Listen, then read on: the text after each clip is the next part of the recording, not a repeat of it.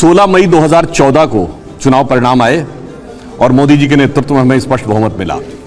18 मई 2014 को लंदन के Sunday guardian ने लिखा कि 16 मई 2014 का दिन should be considered as India's second tryst with destiny and it should be considered with the day on which Britishers finally left India।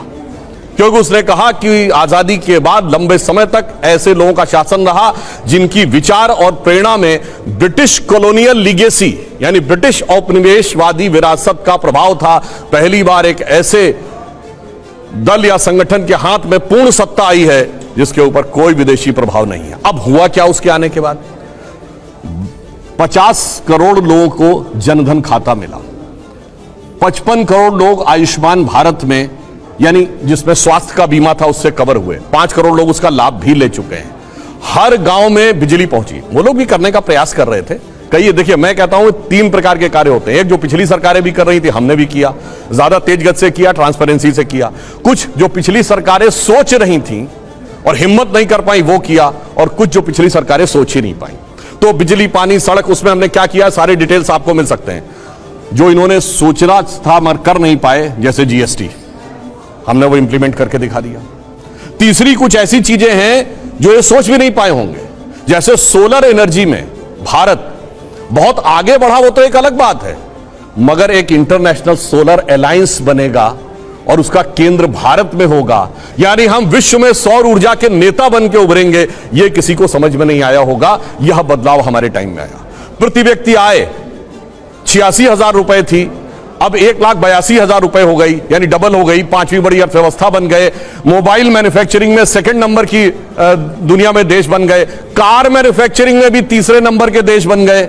सौर ऊर्जा में हम बहुत आगे निकल गए। और बाद में कहूं क्या बदलाव आया? आज श्री राम जन्मभूमि का उभरता हुआ मंदिर देखिए, महाकाल का कॉरिडोर देखिए, काशी विश्वनाथ का कॉरिडोर देखिए, और इतना ही नहीं, उभरता हुआ भारत की शक्ति का प्रतीक नया संसद भवन देखिए। तो यह बदलाव आया कि अरुण गगन पर महाप्रगति का अब यह मंगल गान उठा, करवट बदला अंगड़ाई ली, सोया हिंदुस्तान उठा। इनके और उसमें यही अंतर है। ये नियम बनाते थे, मोदी सरकार ने 2000 ऐसे नियम समाप्त किए हैं जो रिडंडेंट, अप्रासंगिक हो चुके थे, व्यर्थ के हो चुके थे, पर केवल सरकारी कार्य में बाधा उत्पन्न करने के लिए बने हुए थे।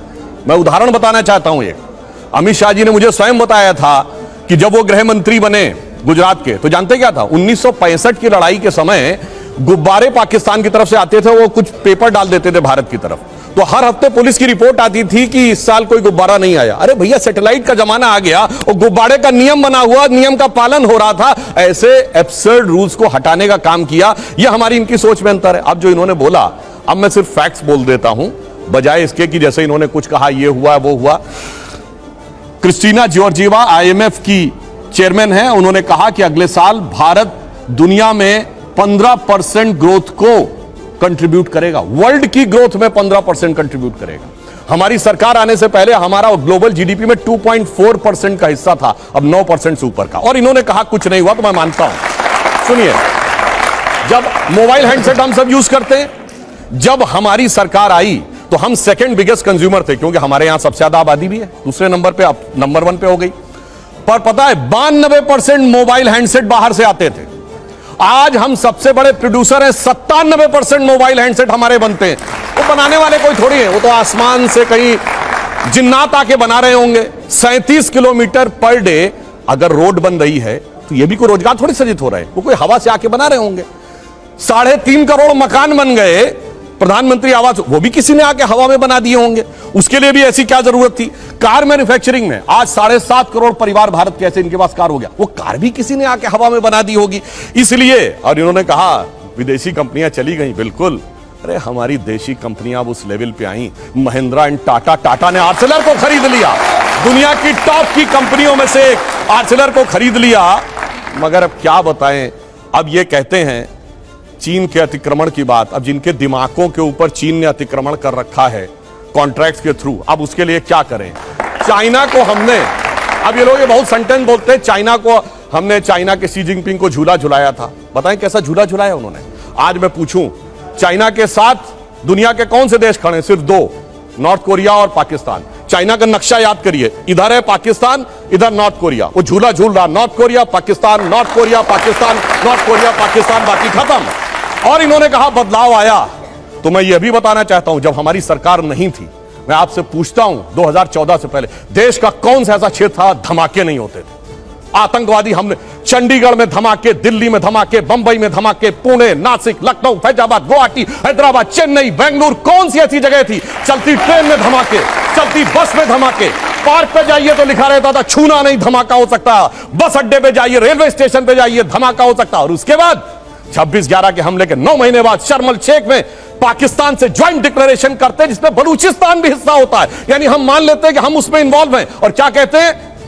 आतंकवाद की घटना से शांति वार्ता प्रभावित नहीं होगी। यह शर्म एल शेख जुलाई 2009, 9 महीने के बाद का डिक्लेरेशन है 26/11 के। और हमने क्या कहा?